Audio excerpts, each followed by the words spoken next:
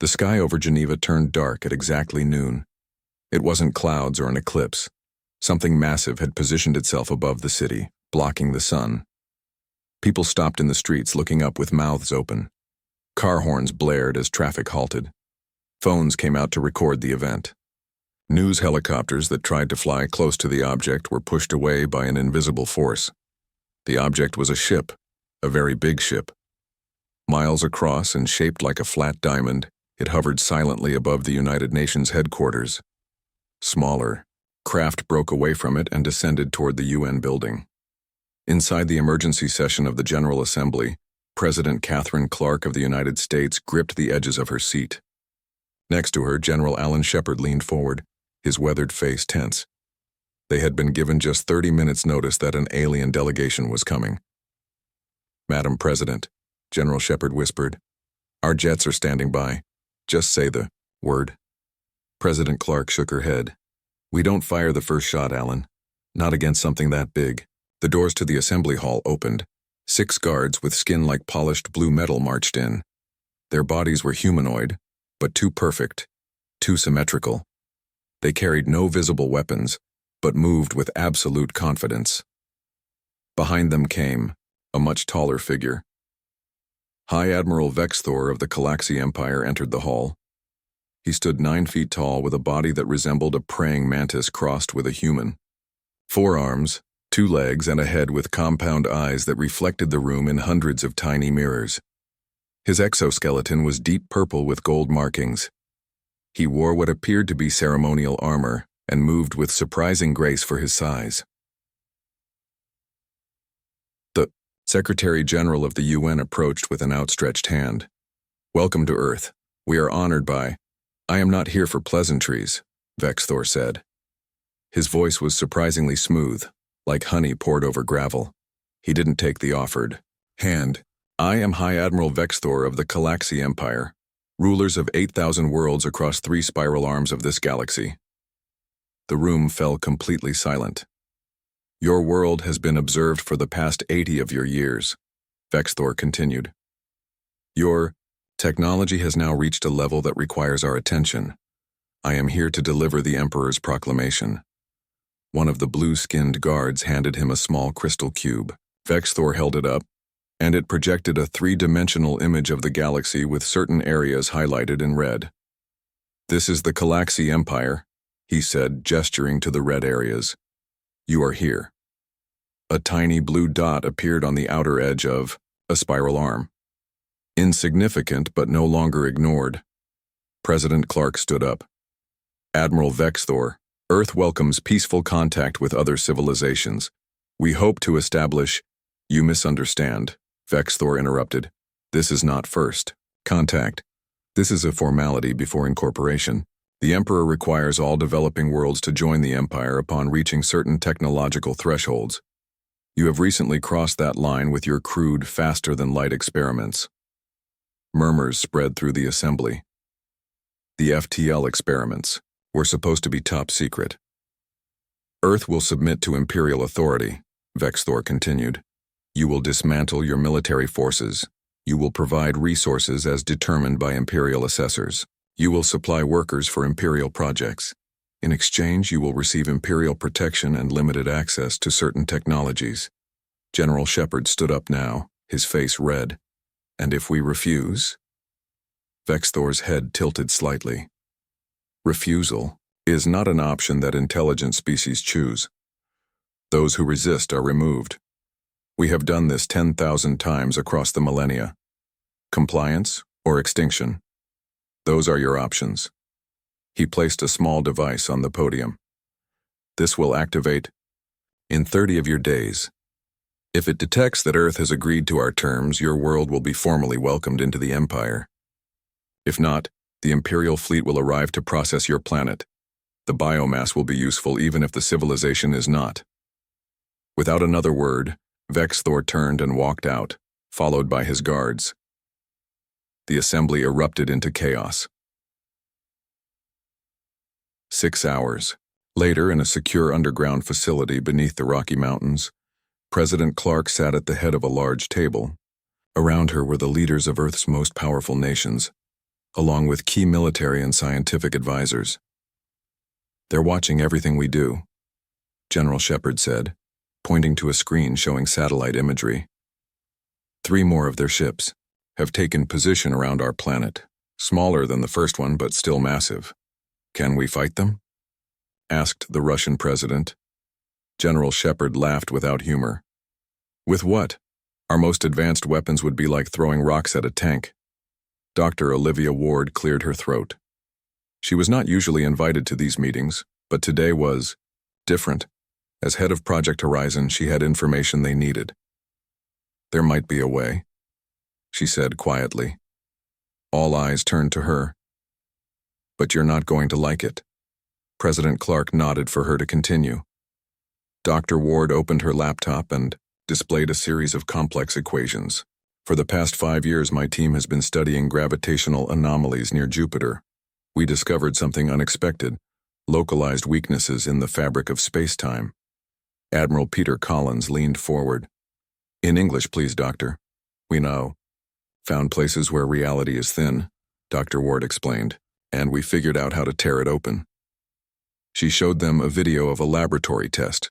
A small device activated, creating a swirling vortex that pulled in everything around it before collapsing. What we're seeing is a controlled rupture in space-time, she continued. We've weaponized it. The technology is still experimental, but it works. We call it the Void Ripper. What exactly does it do? President Clark asked. It erases things from existence, Dr. Ward said simply. Not just destroys, erases.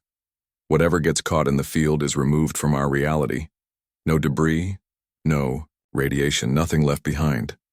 The room was silent as the implications sank in. How big can you make one of these tiers? General Shepard finally asked.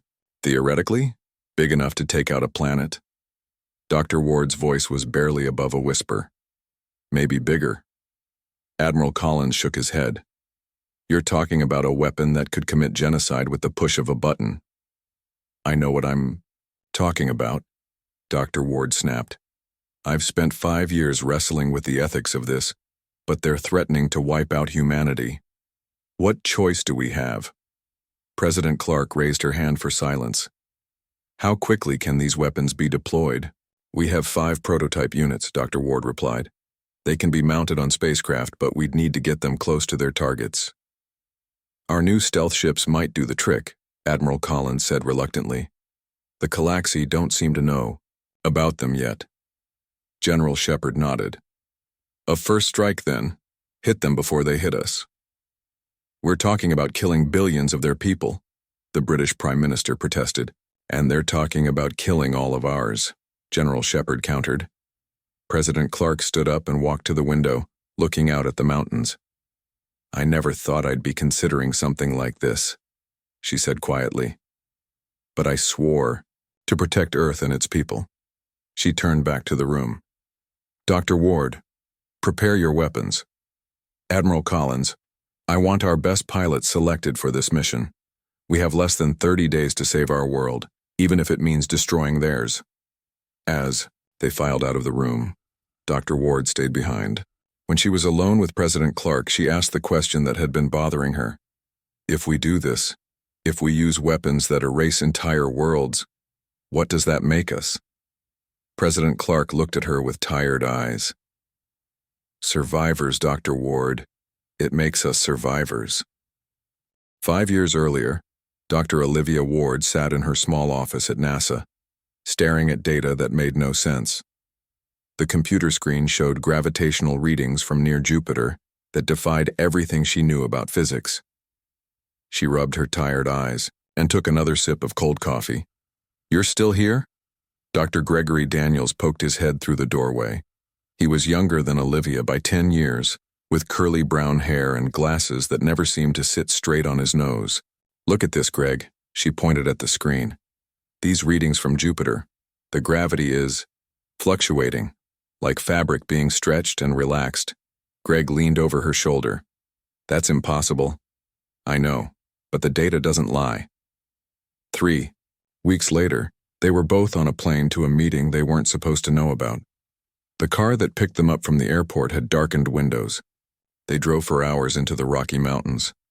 The facility was built inside the mountain itself.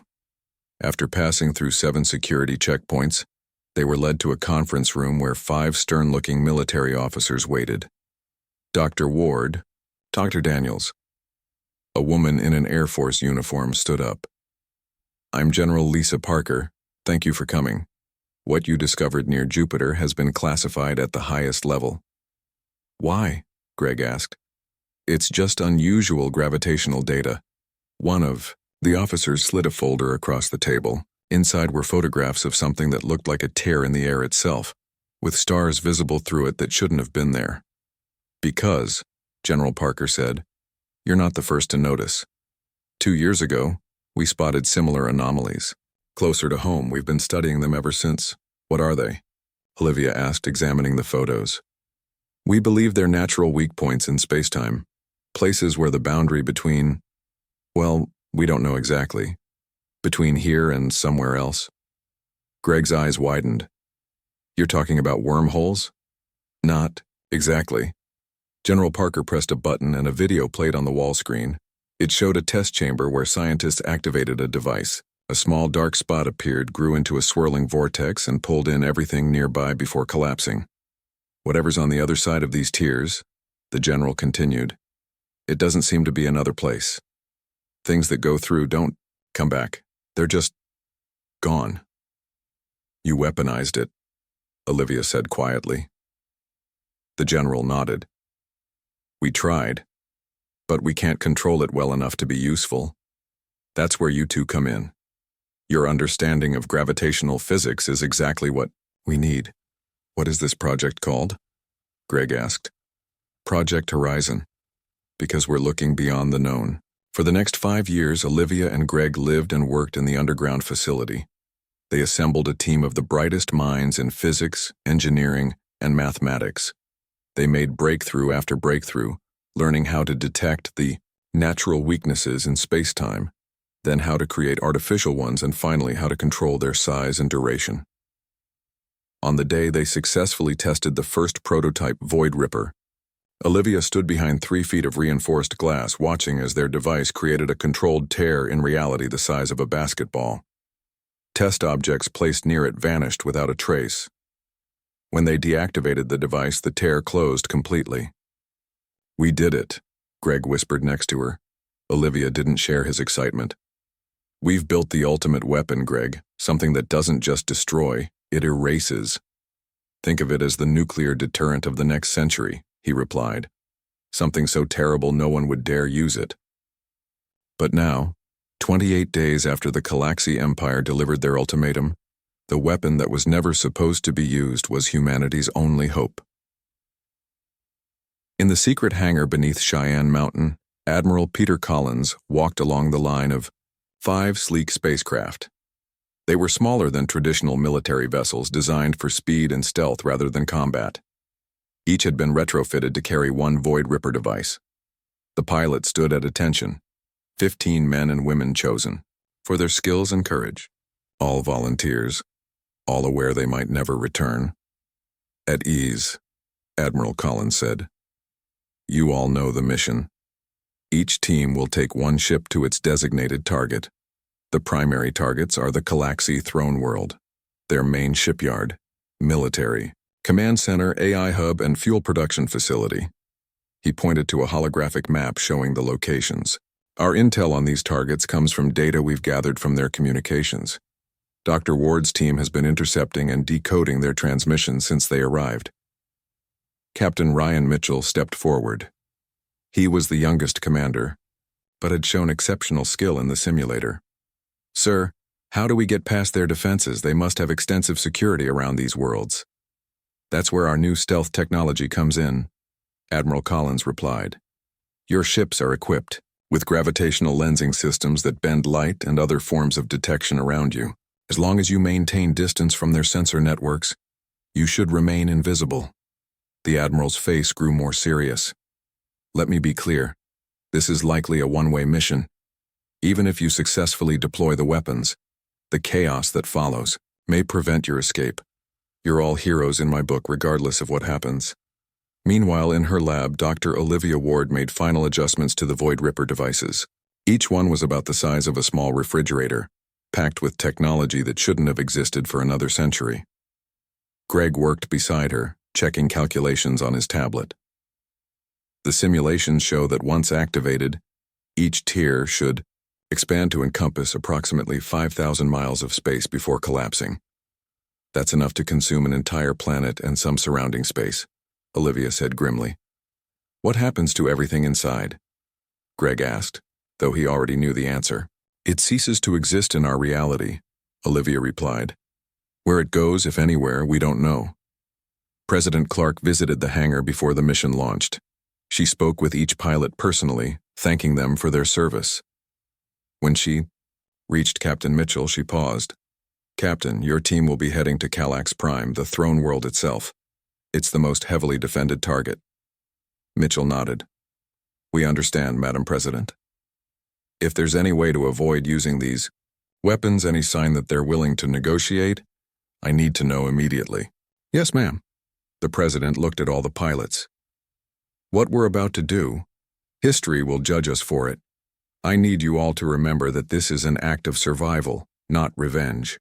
As dawn broke over the Rocky Mountains the next day, 5 ships silently rose from hidden launch bays and accelerated toward space. They carried humanity's most terrible weapons and its last hope. In her command center, Dr. Ward watched them go. May God forgive us, she whispered. Greg put his hand on her shoulder. If this works, there will be billions of lives on our conscience. And if it doesn't, Olivia replied, there won't be anyone left to remember us at all. 3 days before the Calaxy deadline, the world leaders gathered again in the underground facility. The mood was tense. No one had slept well in weeks. Coffee cups and energy drink cans littered the conference table. President Clark looked at the faces around her. Some showed fear, others determination. A few seemed to have aged years in the past month. The Calaxy ships have changed position, General Shepard reported, pointing to the large screen on the wall. They're forming a perimeter around Earth. More ships arrived yesterday. They're preparing for an attack, Admiral Collins said. I don't think they ever planned to honor the 30-day grace period. The Chinese president leaned forward. Then we must surrender. We cannot win a direct battle. Surrender means slavery at best, extinction at worst, the Indian Prime Minister countered. We've seen how the Calaxy treat other species they've conquered. The intercepted communications are clear.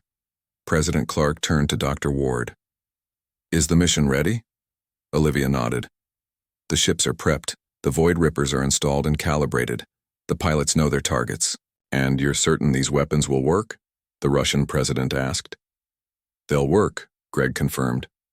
But the question isn't whether they'll work. It's whether we should use them. The room fell silent. Everyone understood what he meant. Using the Void Rippers would mean erasing billions of lives from existence. General Shepard broke the silence. We've been over this. It's them or us. But attacking first? The German Chancellor asked. That makes us the aggressors. They were the aggressors the moment they threatened to wipe us out. General Shepard replied, his voice rising. This is self-defense. President Clark raised her hand. Let's vote. Each nation gets 1 vote. Do we launch the mission, or do we try to negotiate further? They went around the table. The vote was split until it came to the last person, the Japanese Prime Minister. He sat silently for a long moment, then spoke. My grandfather survived Hiroshima, he said quietly. He told me stories about that day until he died. I never thought I would vote to use a weapon worse than the atomic bomb. He paused. But I vote yes. Launch the mission. President Clark nodded grimly. It's decided then. Admiral Collins, give the order. As the leaders filed out, Dr. Ward approached the president. What if there's another way? What if we demonstrated the weapon on an uninhabited target? There's no time, President Clark replied. And we can't risk showing our hand without striking a crippling blow. She put her hand on Olivia's shoulder. I know this is heavy. The burden is on all of us, not just you. In the hangar bay, Captain Ryan Mitchell briefed his crew one last time. His ship, the EDS Defiant, would lead the mission to Calyx Prime, the throne world of the Empire.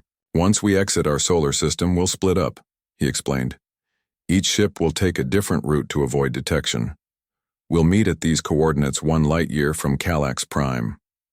His crew consisted of 4 other officers: Lieutenant Susan Baker, the pilot; Lieutenant John Garcia, weapons specialist; Lieutenant Kelly Wong, communications; and Lieutenant Eric Davis, engineer. All were top in their fields.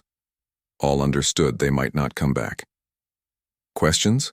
Mitchell asked. Lieutenant Baker raised her hand. Sir, what's our extraction plan? Mitchell hesitated. Primary extraction is to rendezvous at these coordinates after deployment, but given the likely chaos, we may need to improvise. What he didn't say was that there was no realistic extraction plan. Once they deployed the Void Rippers, the tiers in space-time would expand rapidly. Escaping would require perfect timing and a lot of luck. One more thing, Mitchell said. If any of you want to back out, now's the time. No judgment. No one moved. Mitchell nodded, pride filling his chest. All right then. We launch in 6 hours. Get some rest if you can. As the crews prepared, Dr. Ward explained the final details to Admiral Collins in the command center.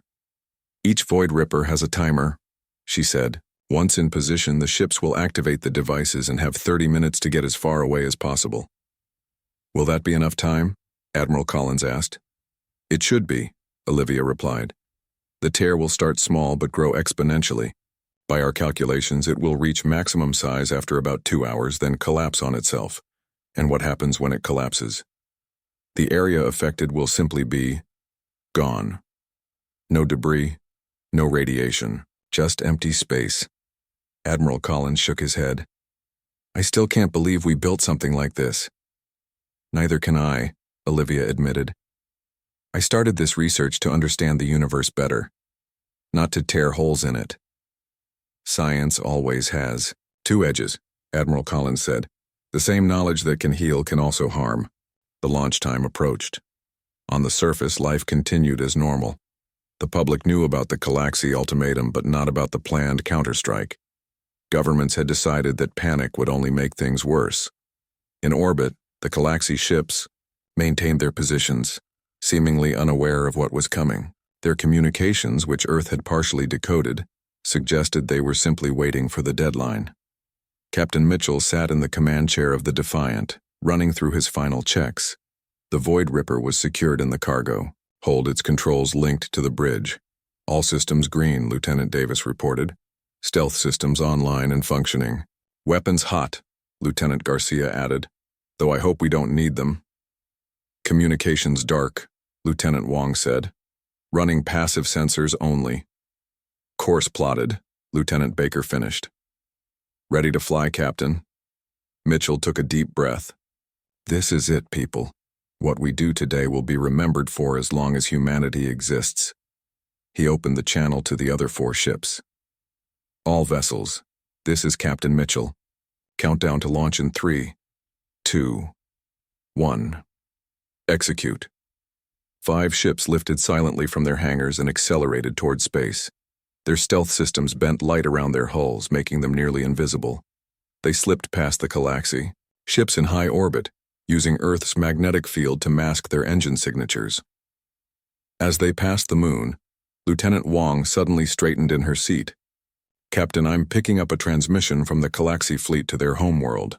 They're moving up the timetable. They're planning to attack Earth tomorrow. Mitchell's jaw tightened. Send that to command. Confirm our mission is still a go. A moment later, the response came back.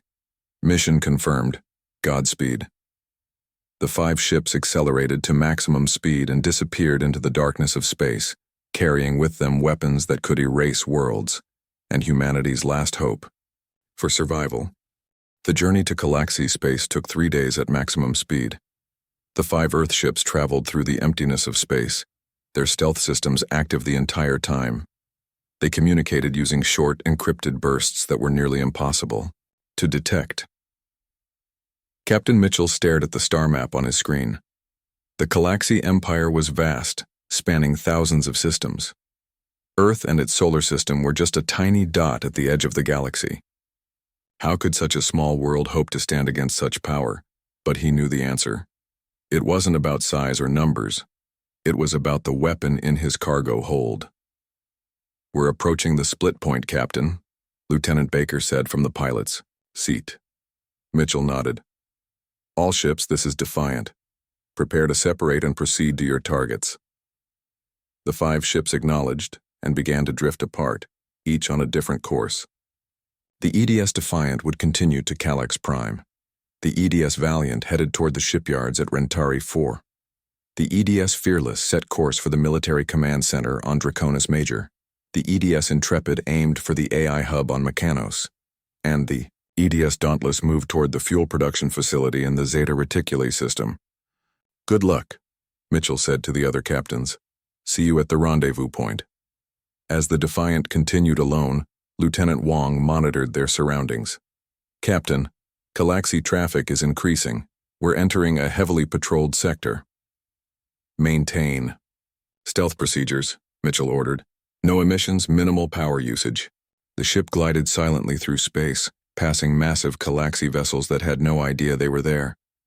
The crew watched in awe as entire fleets of warships moved in formation, each ship bigger than anything Earth had ever built. For 2 more days, they traveled deeper into enemy territory. The stars grew denser as they approached the core of the Empire. Finally, they reached the coordinates 1 light-year from Calyx Prime. "All stop," Mitchell ordered. "Let's wait for the others." One by one, the other Earth ships arrived at the meeting point. "All except the Valiant." "No sign of them, sir," Lieutenant Wong reported after several hours of waiting. Mitchell's face was grim. "We can't wait any longer. We have to assume they were detected or had technical problems." He opened a channel to the remaining ships. "This is Defiant. We proceed as planned. Deploy your weapons and meet at the extraction point. Good hunting." The ships separated again, each continuing to its target. The Defiant accelerated toward Calyx Prime, the heart of the Empire. As they approached, they got their first view of the throne world.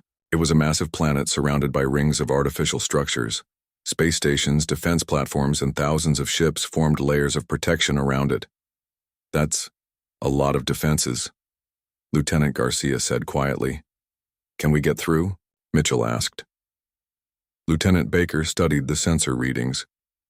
"There are gaps in their patrol patterns. If we time it right, we can slip through." "Do it," Mitchell ordered. The Defiant slipped silently between the layers of defense.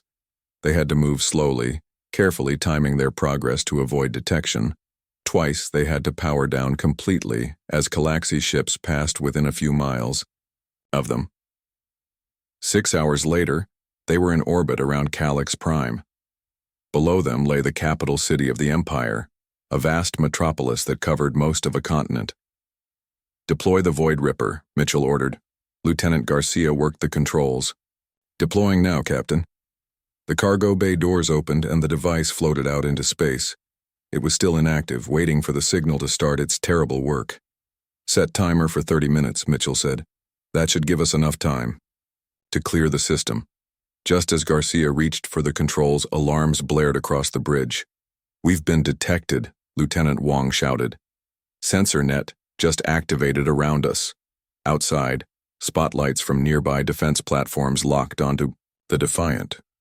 Communications channels filled with Galaxy orders and responses. "How?" Mitchell demanded. "They must have upgraded their sensors," Davis replied. "Our stealth tech isn't working anymore." Mitchell made a split-second decision. "Activate the Void Ripper now. Set timer for 15 minutes. Garcia worked quickly. "Device active. Timer set." "Now get us out of here," Mitchell ordered Baker. "Maximum speed." The Defiant's engines flared to life as they abandoned stealth for speed. Behind them, the Void Ripper began its countdown. "Multiple ships in pursuit," Wong reported. "They're gaining on us." Mitchell looked at the tactical display. Dozens of Galaxy warships were closing in, their weapons charging. They wouldn't make it to the extraction point. He opened a channel to the other Earth ships. "This is Defiant. We've been detected and our Ripper is deployed. Timer set for 15 minutes. We're going to try to draw their forces away from your positions. The Defiant changed course, heading away from where the other Earth ships would be. The Galaxy fleet followed exactly as Mitchell hoped. "They're firing!" Wong shouted. The first hits shook the ship. Alarms wailed as systems failed across the Defiant. "Engines at 60%, Davis reported. "Hull breach on deck 3. Mitchell gripped the arms of his chair. "Keep going. We need to draw them as far from the others as possible." More hits rocked the ship. A console exploded, sending sparks across the bridge. Lieutenant Baker was thrown from her seat but crawled back to the controls. 5 minutes until the Void Ripper activates, Garcia counted down. The ship shuddered as another blast hit them. "We've lost engines," Davis shouted. Mitchell looked at his crew. They all knew what this meant. "It's been an honor serving with you all." He opened a final channel to Earth. Defiant to command. Void Ripper deployed at Calyx Prime. We've drawn off their defense fleet but won't make extraction. Tell Earth. Tell them we did our duty. In the command center on Earth, Dr. Ward received the transmission. Tears streamed down her face as she replied, "We hear you, Defiant. Your sacrifice won't be forgotten." On the Defiant's view screen, they could see the Void Ripper in the distance, still orbiting Calyx Prime. A small light on it began to pulse, faster. 30 seconds, Garcia whispered. The Galaxy ships continued firing, unaware of what was about to happen. The Defiant systems failed one by one as damage spread throughout the ship. 10 seconds, Garcia said. Captain Mitchell and his crew watched as the timer reached 0. The Void Ripper activated. At first, nothing seemed to happen. Then a small, dark spot appeared beside it. The spot grew rapidly, becoming a swirling vortex that distorted light around it. The Galaxy ships nearest to it began to be pulled in, disappearing into the growing darkness. The vortex expanded, consuming everything in its path. As the bridge lost power and darkness surrounded them, the last thing Captain Mitchell saw was the throne world of the Galaxy Empire beginning to break apart, as the fabric of reality tore open beneath it. On Earth, Dr. Olivia Ward stared at the screens in the command center. 5 displays showed the status of each mission. The Defiant signal had gone dark hours ago, but not before confirming their Void Ripper was active. The Valiant had never reached its target. The other 3 ships, Fearless, Intrepid, and Dauntless, had all reported successful deployments before attempting to escape. "Any contact with the surviving ships?" President Clark asked, her voice hoarse from lack. "Subsleep." Admiral Collins shook his head. "Nothing yet. But they would be maintaining communication silence during extraction." The room was packed with military personnel and government leaders. Everyone watched the screens, waiting for news. Suddenly, one of the technicians called out, "We're receiving data from our long-range sensors." The main screen lit up with images that made everyone gasp. Where Calyx Prime had been, a massive vortex of swirling darkness had formed. It was growing rapidly, already consuming the nearby moons and space stations. "The Void Ripper worked," Dr. Ward whispered. "It's creating a tear larger than we predicted." Similar images appeared from the other target locations. Each showed the same phenomenon, a growing void consuming everything in its path. Greg rushed into the room with a tablet in his hand. "The effect is cascading," he shouted. "The tears are growing faster than our models predicted. They're consuming entire star systems." "How many people are in those systems?" President Clark asked quietly. Greg couldn't meet her eyes. "Billions. Maybe trillions." The room fell silent as the weight of what they had done sank in. They had just committed the largest act of destruction in known history. An alarm sounded, breaking the silence. "Galaxy ships are changing course," a technician reported. "They're pulling back from Earth." "They've figured out what's happening," Admiral Collins said. "They're trying to respond to the attacks." Hours passed as they watched the destruction unfold across 5 regions of Galaxy space. The tears continued to grow, consuming planets, stars, and fleets of ships trying to escape. Then, just as their models predicted, the tears reached their maximum size and began to collapse. One by one, the vortexes shrank and disappeared, leaving behind nothing. Where vast regions of space had once contained stars, planets, and billions of lives, there was now only empty blackness. "My God," Admiral Collins whispered. "We erased them from existence." 3 days later, a single ship appeared at the edge of Earth's solar system. It was the EDS Intrepid, damaged but still flying. Its crew reported that they had barely escaped. The expanding tier. They had no news of the other ships. As Earth celebrated the return of these heroes, an enormous Galaxy vessel entered the solar system. Unlike the previous ships, this one made no attempt to hide or threaten. It requested permission to approach Earth and sent a single message: "We come to talk."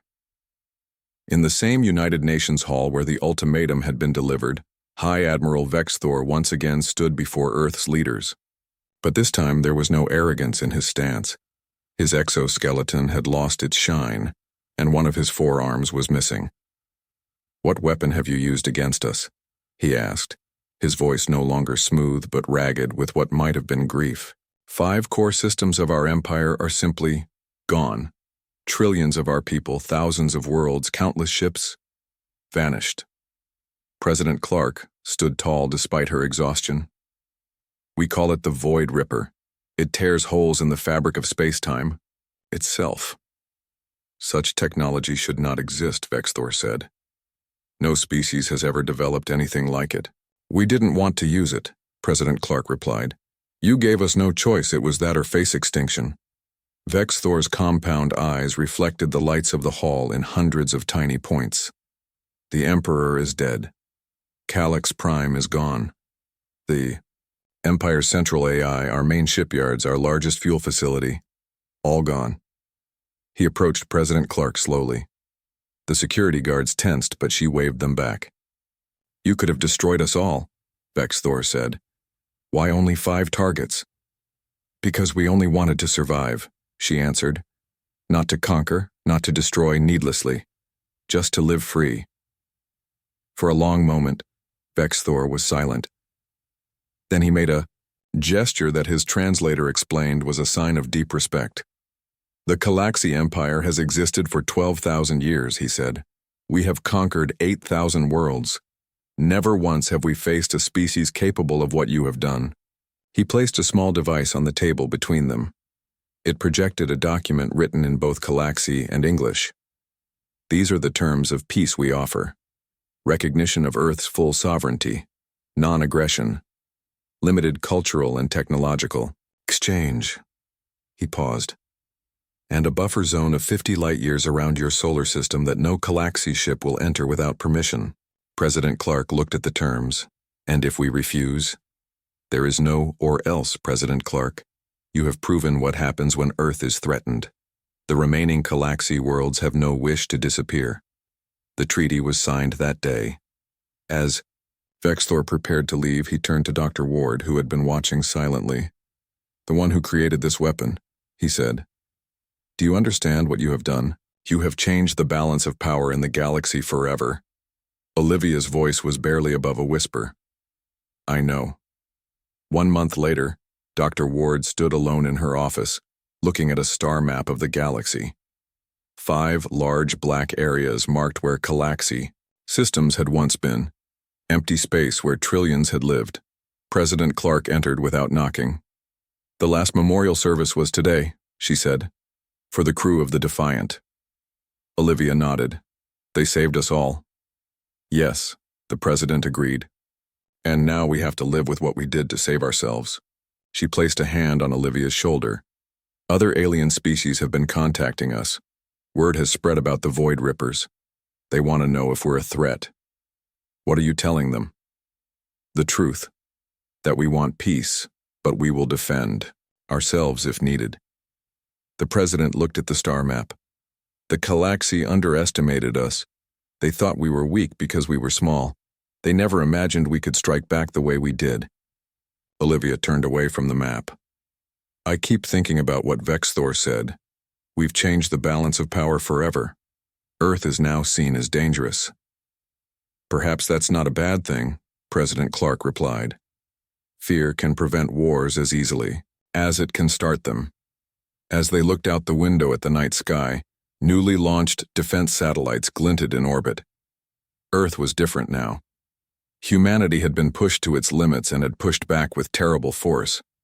"What happens next?" Olivia asked. President Clark smiled sadly. "We rebuild. We remember those we lost.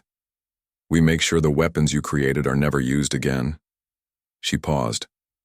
"And we take our place among the stars, not as conquerors, but as a people no one will ever dare threaten again." In the vastness of space where 5 mighty centers of the Galaxy Empire had once existed, there was now only emptiness, a permanent reminder of what happens when you give Earth an ultimatum.